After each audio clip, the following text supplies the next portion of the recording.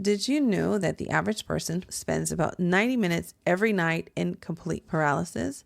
My name is Maria and I am a dream interpreter. So, two of the things that I had to overcome were nightmares, which were manifesting as a result of my fear and anxiety. Also, sleep paralysis, which is attributed to stress. I can definitely say that when I am in the most stressful times of my life, I'd experience more sleep paralysis than other times. I think I can agree with that, but I also feel like there's more to it. I think that there's people who are more prone to sleep paralysis than other people. Scientifically speaking, sleep experts have attributed sleep paralysis to the fact that our brain sends a signal down to the rest of our body to become paralyzed, which I think they call atonia, in order that we don't act out the dreams that we are dreaming. And so our prefrontal cortex becomes very suppressed during the dream stage. So we're able to do things that we wouldn't normally do, the things that our logic would stop us from doing, like jumping off a building to see if we can fly. Our logic would definitely say don't do that while we're dreaming. That is very suppressed, so we are able to take bigger risks, but also just what enables us to think outside the box. And also the reason why many solutions come to people in dreams. When I say dreams, I'm talking about particularly REM sleep dreams, although there are dreams that we have that are not in REM.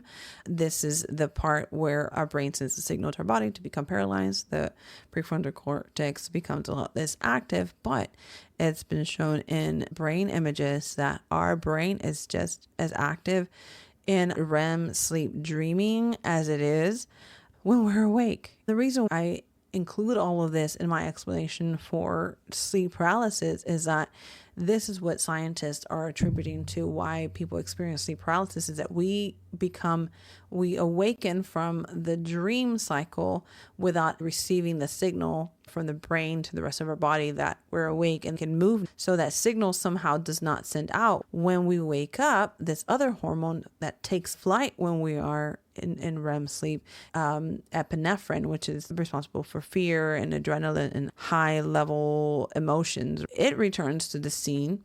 And so now we're paralyzed, epinephrine is available, and we know we're awake. So fear enters the scene. And so that is what scientists say is responsible for the hallucinations and the things that most people report around the world collectively experiencing during this state. And so the tips that they offer is to just tell yourself you're in sleep paralysis, right? Face it. And then eventually you come out of it. I don't fly with that. I know the experiences that I had were real when I was in sleep paralysis. So real. And I have dealt with a lot of fear in my life, and I've eliminated a lot of sources of fear in my life. Now I can say that when I do experience sleep paralysis, while I'm aware that I am in sleep paralysis, I don't see the things that I used to, but I feel like the fear that exited my life is correlated with me dealing with my theology, centering myself around the fact that God is good, that God is loving, that God is kind, and that he's not looking to punish me. So when I fixed my view of God, a lot of things that I was fearful of left the scene. Because of that, I don't experience sleep paralysis like I used to before, simply because I've dealt with the fear I was experiencing in my life. I just wanted to bring a little extra into this conversation of sleep paralysis, because I don't feel like there is enough people who are Christian or believers who are talking about sleep paralysis in a healthy way. Most of them are talking about sleep paralysis in a really negative and dark way, which I feel like we have to bring some sort of redemption to it. And when we demystify those sort of things, they stop having power over us. And when we leave things in the dark and we mystify them, we tend to be afraid of them, and we tend to not want to face them or talk about them. I've overcome a lot of that.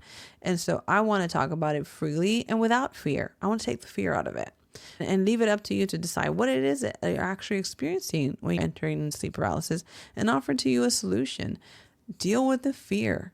deal with the fear that you are experiencing during your waking life, whether it is pressed upon you by religion, false beliefs, angry God theology, or the fear of man, fear of religion, the fear of judgment, the fear of making a wrong decision, analysis paralysis, the fear of stepping up. So I feel like if we start to deal with those things, our nighttime will be a lot more peaceful, and those fears aren't going to show up and manifest into our dream world.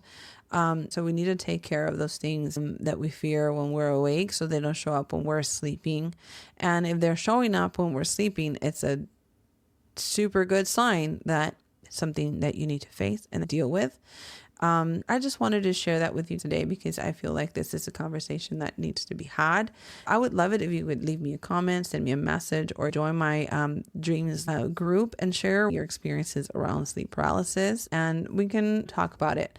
So talk to you later. Bye.